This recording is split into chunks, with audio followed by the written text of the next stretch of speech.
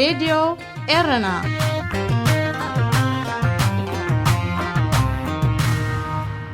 على توزينا نمسلك سبزت أبغى 81 تكالات أتو سياسة فورك يزركبهم مرحت هاجرات أسرات جازيت إنياتات كفتحو تصوعي تقريبا أتن مسل جازيت إنياتات مسل أمنتاتن كال مسرتاوي مسلات دك سبن زت أبغى أهجراوين تكالات تابزغربو تصوعيت عبزي عالمنا بلبدا كورونا فيروس سجاني قاتلو زرلاوان أتو سياسة زركبهم 10 مرحت هاجرات أفريقيا كيدومهم زركبو أسات 73 جازيت إنياتات كفتحو تلابين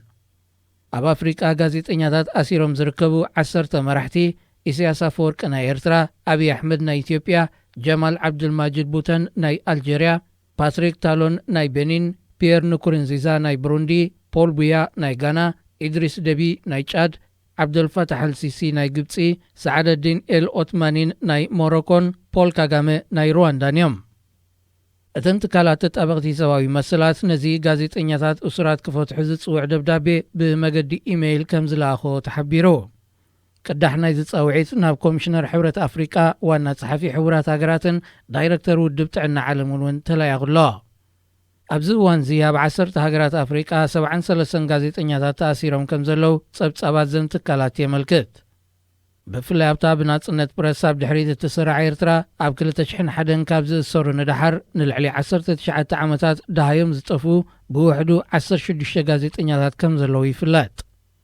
أقدم بيلو كومشن سواوي مسلات حورات هاجراتن أمنستي انترناشنالن أب إرترا زلو بزحبيت ماسرتاتن صعقي أسراتن نلبدا كورونا فيروس مچوس لزغون منقسي إرترا أسرات كفتح تصوي عميم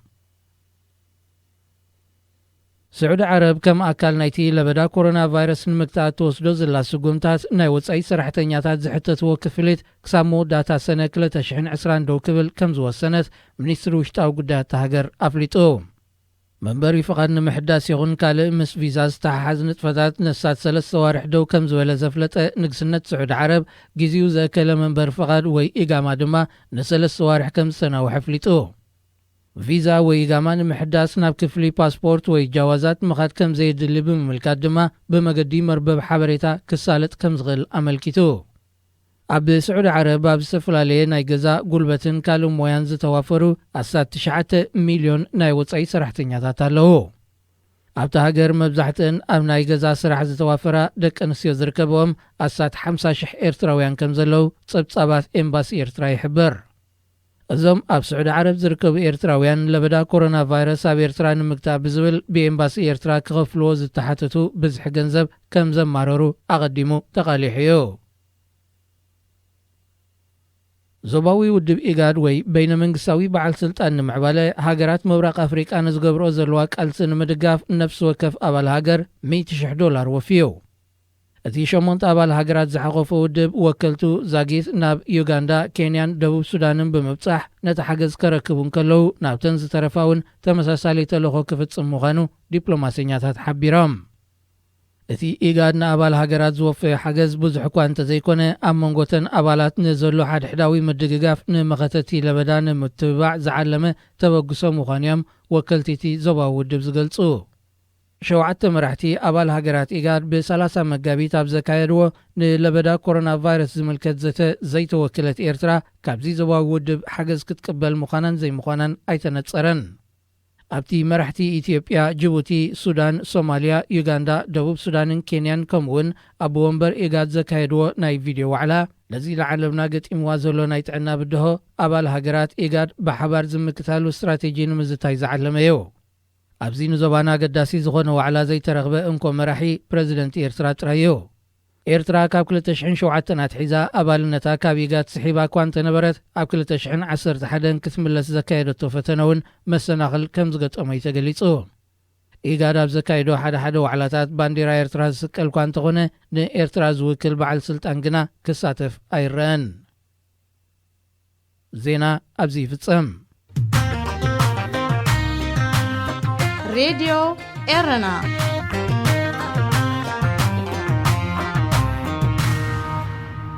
داغماي سلامتانا تقبلو كبرات هاترتي دمت رادي إيرنا قصيلو زقربلكم تحسونا اتي وتر حامس زقربلكم مدب انتاي كيبحال اللويو ነዚ መደብ አዳልየ ዘቅርበልኩም ዮሐንስ ተስፋማርያም ሰናይ ምክትታል።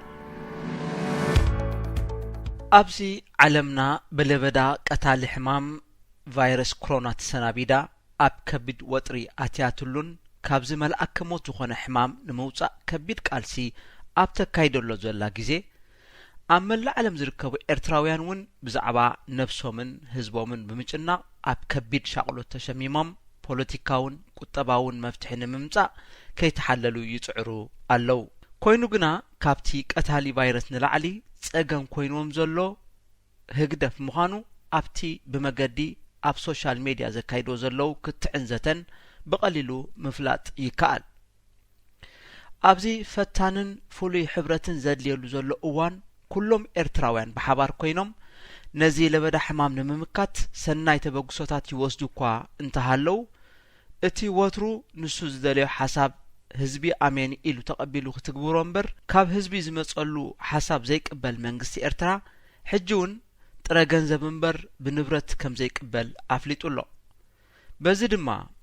ብማዕከን ምስሳን ምኽተ ሕማም ቫይረስ ኮሮና ዝተሰመየ ማዕከን ብምኽፋት ገንዘብ ንምእካብ ጎስጓስ ጀሚሩሎ።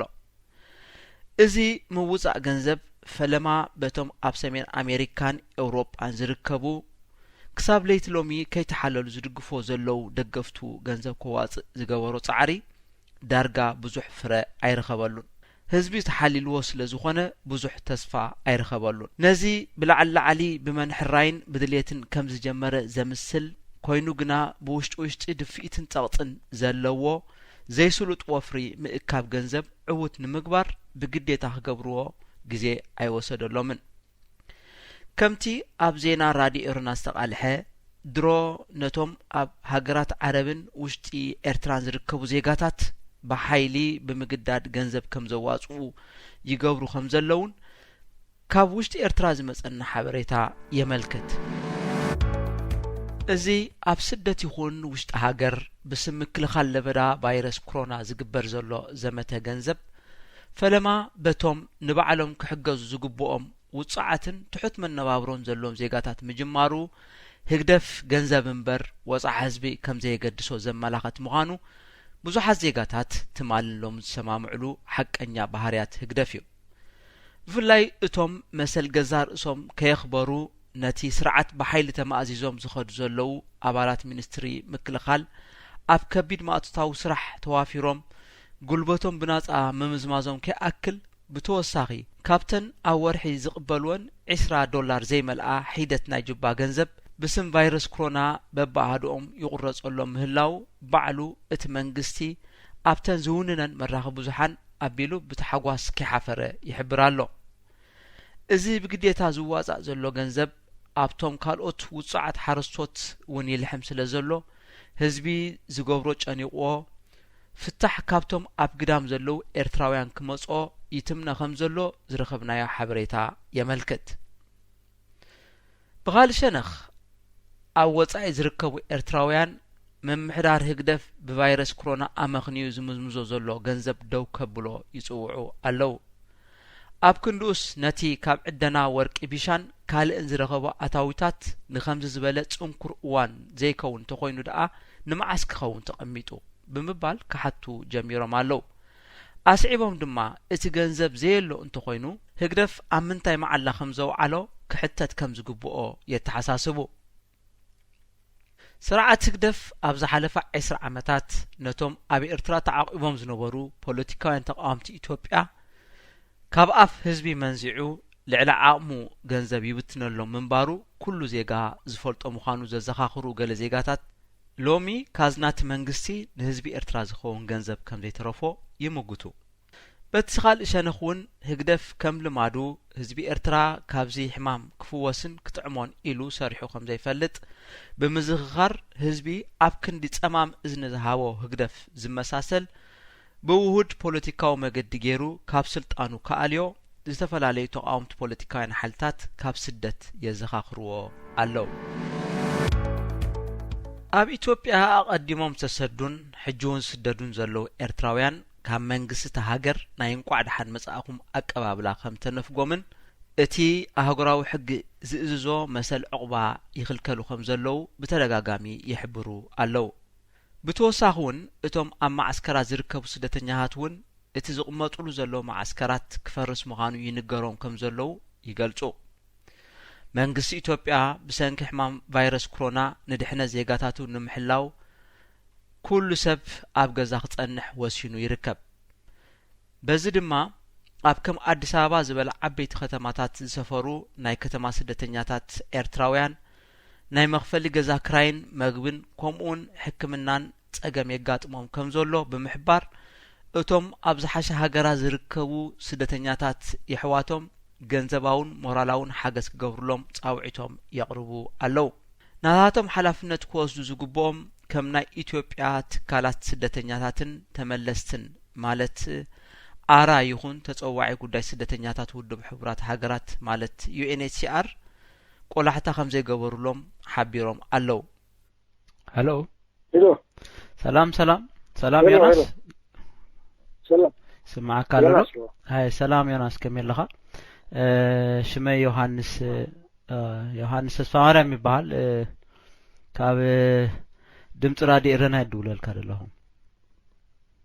ከመይ ኣለኻ? ደሓን ዲኻ? እግዚአብሔር ይመስገን ደሓን። ራይጂ ኣብዚ ማሕበራዊ ሚድያ ዝረኸብክዎ ካባኻትኩም ሼር ድገበሩን እየ ደንበልካ ዘለኹ ንኩሎም ኤርትራውያን ኣብ ዓለም ዝርከቡ ዓለም ለኻዊ ግብረ ሰናያት ማሕበር ኢልኩም ሓደ ጽሑፍ ዘርጊዕኩም ኣለኩም ዘለኹሞ ጸገማት ዝሕብር እዩ። ሓቂ ድዩ? ሸርገና እወ ሕጂ እዚ ኣውፂኹሞ ዘለኹም ናይ ስደተኛታት ማሕበር ድዩ ኣብ ኣዲስ ኣበባ? ማሕበር ኣይኮነን እንታይ ምስለካ እዚ ኮሚቴ ኣብ ክልተ ዓመት ኣብ ኣዲስ ኣበባ ዘሎ ስደተኛ ኮሚቴ ይመርጽ እንጂ ሕጂ እኛ ለክልተ ወርሒ ሰለስተ ወርሒ ስገርናልና ካብ 5 ሰባት መሪጽ ኣሎ። ኣብ ምሳሌ 5 ሰባት 50 ቅርጽ ኣለዎ ኣብ ወንበር ምክትል ኣብ ወንበር ይሉ ኩሉ እጃም ስራሕ ንፈልጥ ኣና ሕጂ ማሕበር ዘይኮና ማሕበር ንቋቁም ኦሬዲ ኣመልኪትና እና ፕሮሰስ ዘላ ያስተገልና ያለው ግን ስደተኛታት ናይ ናብ መን ኢኹም ኣመልኪትኩም ዘለኹም? ናብ ኣራ ድዩ ወላስ ናብ መን ኢኹም ማለት እየ? እንዳኣራ ኦኬ ሕጂ እወ ብዙሕ ግዜ ከም ንፈልጦ ማሕበር ከም ዘይኮነ ይኽነግረካ ገዲ እወ ተረዲእና ኣንቢበዮ በአማርኛ ጽሒፍኩም ኣለኹም የኤርትራ የከተማ ስደተኞች ኮሚቴ ዝብል ኣብ ታሕቲ በአማርኛ ይኮን ትግርኛ ይተስኾን ዝብል እወ በአማርኛ የተጻሐፈ ዘሎ የኤርትራ የከተማ ስደተኞች ኮሚቴ አንድ ማህደር ተወልደ ብርሃን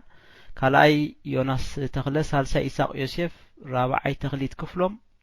ሓምሻይ ትዕግስቲ ኣናንያ ሻድሻይ ከብርሃን ሓጎስ ይዝብል ዘሎ ናይ ባንክ ሕሳብኩም ቁጥሩ ከኣኒ ናይ ኩፕ የኦሮሚያ ህብረት ስራ ባንክ ድብል ከዓ ቁጥሩ ዘለዎ ኣሎ ማለት እዩ። ሕጂ እቲ ጸገምኩም እስከ ሕጽራ ቢልካ ንገረኒ ማለት ኮሚቴ አካውንት ናምበር ዝራኻየ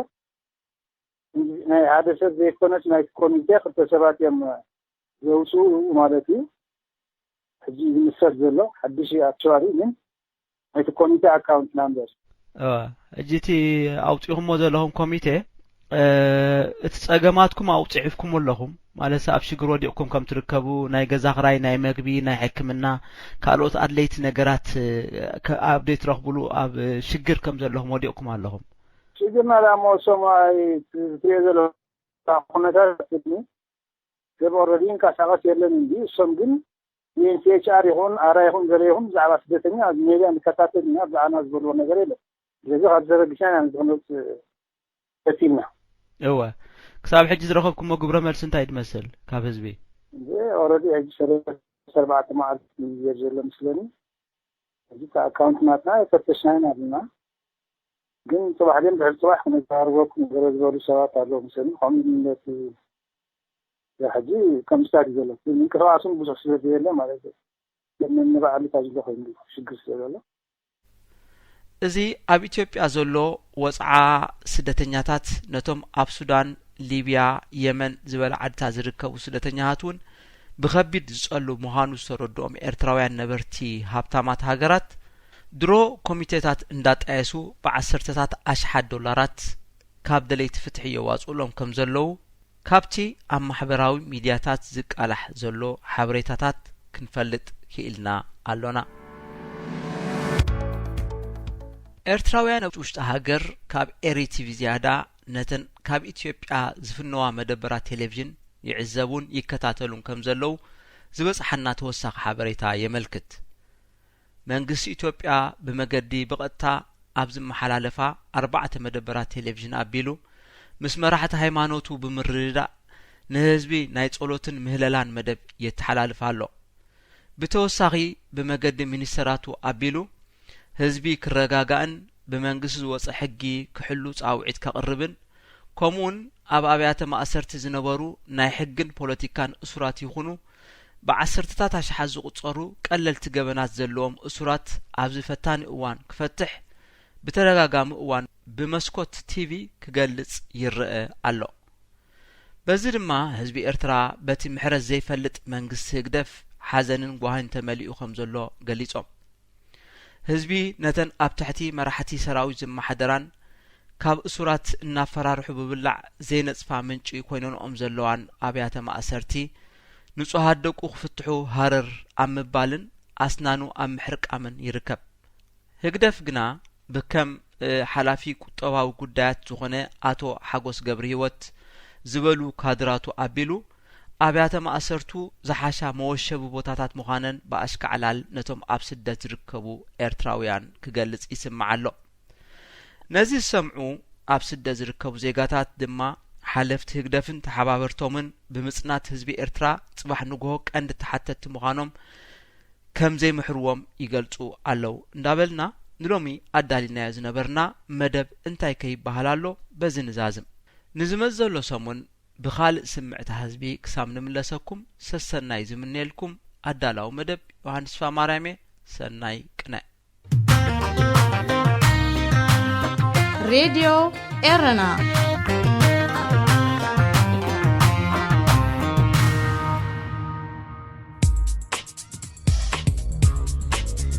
መደብ መንስያት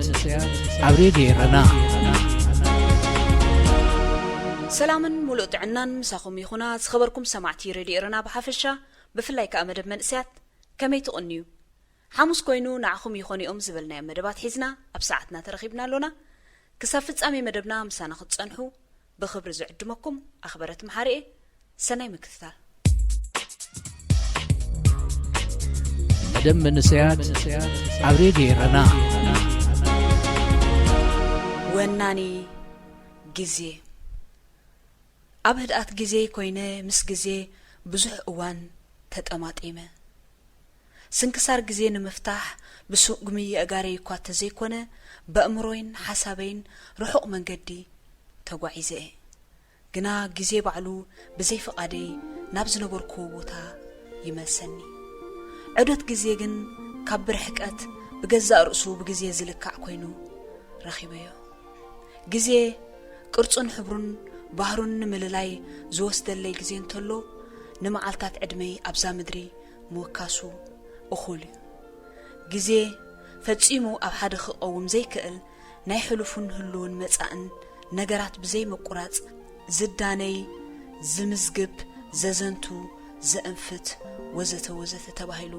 ክግለጽ ይስማዕ እዩ ጊዜ ድዩ ዝግለጽ ዘሎ ወላስ ኣብ ጊዜ ዝተመዝገቡ ፍጻሜታት እዮም ንጊዜ ዝገልጽዎ ዘሎ ኢልካ ብተሓስበሉ እቲ ዘይቀውም ማለት ቫሪያብል ባህርያት ጊዜ መሊሱ ከም ሕንቅልሕንቅሊተይ ይበርሃልካ ጊዜ ኣብ ገለ እዋናት ንሰዓት የመልክት እዩ ካብ ንግሆ ክሳዕ ዕራርቦ ለይትን ወጋሕታን ወይ ብሰዓታት ወይ እውን ብጥቕላል እዋናት መቓቒሉ ክስየመሉን ክዳንዮን ተዕዘብ ኣብ ካልእ እዋን ድማ ንሓደ ተምሳል ናይ ጥርኑፍ ኩንነትን ዘመናት ስልጣኔን ይገልጽ ዘመን እኒ ሕምባሻን ከሎ እምኒ ኣየበት ጊዜ ዝነበረ ህይወት ክጥዕም ሰብ ብቐሊሉ ይነብር ነይሩ ክበሃል ትሰምዕ ዋ ጊዜ ግን ንምንታይ እዩ ምስ ዘመናትን እዋናትን ህይወት ደቂ ሰባት ኣብ ዓበይትን ንኣሽቱን ኩንነታት ተጸሚዱ እሞ ድማ ጸብለሊሉ ኩሉ ብሽሙ ክገልጽ ዝደሊ ክትብል ትግረም ኣብ ሓደ ቆይሙ ዘይመቐማጡ ክትሓምዮ ጽናሕካ ጊዜ ብዛዕባ ኣንፈቱ ቅርጹ ሽትኡ ሕብሩ ወይ ውን መልክዑ ሃሰሲልካ ክትጥርንፎ ምስ ፈተንካ መሊሱ ዝበርሃልካ ነገር እንተሎ እቲ ዘይቀዋምነቱን ዘይምጭባጡን እዩ እንተኾነ ግን ንኹላቶም ኣብ ናይ ግዜ መስርሕ ንናይ ህይወት ምንቅስቃሳትን አንፈትን ቅርጽን ሽታን መልክዕን ክህልዎም ዝገብር ንርእሱ ብሽሙ ግዜ ጥራይ ተባሂሉ ክግለጽ ከሎ ዝያዳ ዝደምቕ ምዃኑ ፍተዋይ ትፍተው ምስ ጠቕበቓኻ ክስዕረካ እንከሎ ትዕዘቦ ንስዕረትካ ኢድካ ኸይሃብካ ንመንነት ግዜ ንምጽናዕ ዝያዳ ግዜ ወሲድካ ክትፈልጦን ከተጽንዖን ትግደድ ኣብ ዕያር ግዜ ዝፍጠሩ ሕቶታት ዝያዳ ንግዜ ተደላይ ክኸውን ይገብርዎ ንግዜ መን ይዝውንኖ መን ከይቐልሶ መን ረብሕኡ ይጥቀመሉ መን ከይኸስሮ ጸላኢ ግዜ መን እዩ ፈታዊኡ ኸ ምስ መን ክሰርሕ ይፈቱ ምስ መን ክሰርሕ አይደልን ወዘተ እዞም ከምዚ ዝበሉ ህንጡይነት ዝመልኦም ሕቶታት ቀሲልካ ብግዜኦም ዝምለሱ ምስጢር ግዜ ኣብ ገዛእ ርእሱ ዝተዋሕጠ እዩ ጥርናፎ ኩሉ ነገራት ዓለም በሚዛን ግዜዩ ዝዕይር ዝበሃል ክንሱ ሰባት ግና ናብዚ ዝጥዕሞም ጠዋውዮም ይጥቀሙሉ ግዜ ዘየሻሩ ክንሱ ግና መድረኽ ንግዜ ስለ ዝመርጾ ግዜ መናው ዓማጺ በዳሊ ይበሃል እዩ ነዚ ሰሚዕካ ቁርብ ምጽናሕካ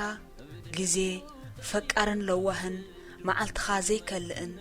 ኣቤት ጥዑም ግዜ ክበሃል ትሰምዕ ካብ ግዜ ተበጊስካ ድማ ንግዜ ግዜኻ ክህበካ ተስፋኻን መጻኢኻን ኣብ ከብሒ ግዜ ኣቐሚጥካ ትጽበዮ ብግዜ ዝመጸ ፍቕርን ሃብትን ብግዜ ክዕንብብ ወይ ክጽምሉን ክጸንትን ትርኢ ግዜ ከምጨው ኣብ ነፍስ ወከፍ ነገራት እናኣተወ ንገለ የመቅሮ ንገለ ድማ ይዕርዕሮ ግዜ ሓያል ገዛኢ ካብ ምዃኑ ዝተልዓለ ንነገስታት ምድሩውን ላዕልን ታሕትን እናበለ ስልጣንን ሽመትን ዘመኖም ከም ድሌቶም ክገብሩ ይፈቅድ እንደርኦም ዓይኑ ጸቂጡ ከም ዘይረኣየ ኮይኑ የስቅጥ ኣብ ከምዚ ዝበለ እዋን ግዜ ዓመፀኛኻ ሓቂ ዘይትፈርድ ክትብል ኣብ ማእከል ዳንነት ሓቂ ዘይመፍራዱ ትቁጥዖ እንተኾነ እቲ ግዜ ወሲዱ ነቶም ንግዜ ተጠቂሞም ዝዓመጹ ካብ ግዚኡ ተጠቂሙ ኣብ መጋባእያ ፍርዲ ኣብ ጎንኻ ኮይኑ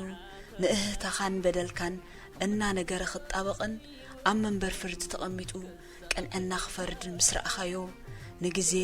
ስለ ትለውሃቱን ቁራጽነቱን ሓቅነቱን ብዙሕ ተመስግኖ እንተኾነ ሕቶኻ ዝምለስ ኣይኮነን ግዜ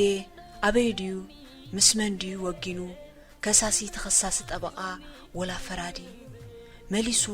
ሕውሱስ ዝብል ሕቶ ይፈጥረልካ ሓይሊ ግዜ ግን ካበይ እዩ ምንጩ ኣብ ዝኸትክዎ ብስልጣን ጸንሐኒ ክትብል ጉዕዞኻ ምስ ግዜን ብግዜን ትቕጽል ጋሕጋሕ ንግሆ ተንሲእካ ዝወፈርካሉን ጉልበትካ ንኣእምሮኻን ሂብካ ዝዓይኻዮን ስራሕካ ብግዜ ዝበሃል ባእታት ዓቂኑ ማህያኻን ሽመትካን ክወሃበካ እንከሎ በመገራም ኣብዚ ውንዶ ሓሊፉ ጸኒሕኒ ክትብል ግዜ ዘይቋጻጸረካ እዋን ክመጸልካ ሃንቀው ትብል ኣብ ገለ እዋን ህድእ ኢለ ብፍላይ ከዓ ፀሓይ ምስ ጠለቐት ሰማያት እናጠመትኩ ምስ ርእሰይን ምስቶም ኣብ ነጸላ ሰማያት ዝተዘርግሑ ዓበይትን ንኣሽቱን ከዋኽብትን ወርሕን እናዕለልኩ ኣብ ተምሳጥ ኮይነ ቅርጾምን መልክዖምን ዕይኦምን እናስተንተንኩ ዋው መን እዩ ግን ከምዚ ገይሩ ሰሪዕዎም ከመይ ዝበለ መሃንድስን ጠቢብን እዩ ኣብ ዝርግሐ ሰማያት ሰፊዎም ክብል ብምድናቕን ተመስጦን ደስ ዘብል እዋን እናሕለፍኩ ኣብ መንጎ ከምዚ ክብል ንርእሰይ ይሓትት ንምንታይ ግን ለይቲ ጥራይ ትመጹ ቀትሪ እውን እንተትህሉ ከመይ ደስ ምበለኒ ነይሩ ኢለ ሕቶይ ከይወዳእኩ ኩሉ ነናቱ ግዜ ኣለዎ ዝብል መልሲ በየን ከም ዝመጽእ ዘይርዳእካ ኣብ መልኣት ሕልናኻ ምስ ወረረካ ኣይ ሓጎስ ኣይ ሓዘን ትኸውን ካብ ግዜ ንምምላጥ ወላ እኳ ምስ ከዋኽብቲ ብምዕላል እውን ከም ዘይህድም ኣርጊጽካ ትግንዘብ እንተኾነ ግዜ ግን ንሓደ መሊሱ ንሓደ ድማ ሕቶ ፈጢሩ ዝኸይድ ስንክሳር እዩ ድሕሪ ውረድ ደይብ እቲ ግዜ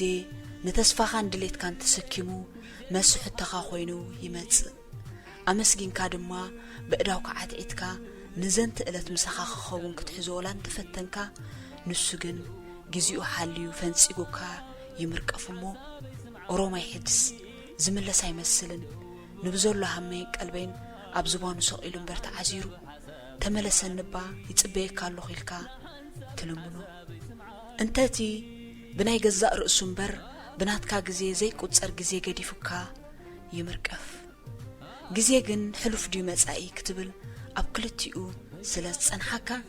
كتفلت نرأسخا مسحاتتكا حجونا اللوهو نوحات قالات كاونكو بجزي إزعك أنزبل أب حجون كمزلو زمقودكا جزي أب كدميخا يقتر كندز الزقبر كاب كوندقا نمنتايو كفليت زيحاتني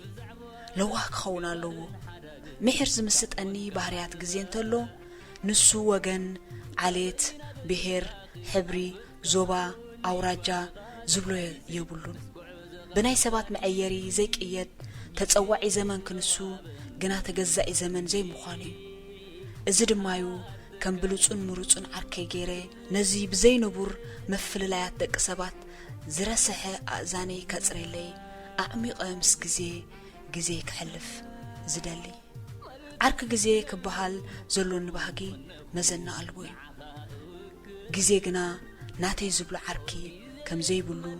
بجزي أزمت بجزي أدماز واتس مخانو حشوخ زبلاني أبركو دي قمو بخمي داي عرك خاز خون مسبلكو نتقباياتي ياستوعلو نخلو جزي كم زلو ودما أدهبولو نتب جزي خطفلتو زلكا فلطو جزي تتقيمكا أي تعمز متان بجزي خيت فرد كم تنمجمار جزي زلو كم أدما نموداتا جزي خمزلو فليتكا أب نجرات تايتو وكل مستير جزي عميقيو إلو طبب بزمل أزاناتوا بطلو يمدهاي تشربني جزي قديفكا زي قدف تعيمكا زي تسقب عتعيدكا زي تشبت جنا نبزلو نخا نافتاتني نحسب كان رديت كان تراي زي كونه نبزل عالمون انتخونه أب جزءات جزيو كم زلا غيرو زموكوت اتكون سنكون